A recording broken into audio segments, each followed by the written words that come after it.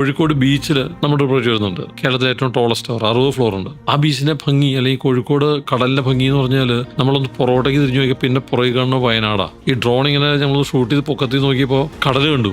കടൽ കണ്ടിട്ട് ഈ ഡ്രോൺ തിരിയുമ്പോൾ പിന്നെ കാണുന്നത് വയനാട് കുന്നുകളും ഫുൾ പച്ചപ്പാ. അപ്പോൾ ടൂറിസം എന്ന് പറയുമ്പോൾ കേരളത്തിലേക്ക് തന്നെ നമുക്ക് പോകണം. കേരളത്തിന്റെ ഭംഗിയാണ് ടൂറിസം. കേരളം ഇന്ത്യയിൽ ഇത്രയും ബ്യൂട്ടിഫുൾ ആയിട്ടുള്ള സ്ഥലം വേറെ ഉണ്ടാവില്ല.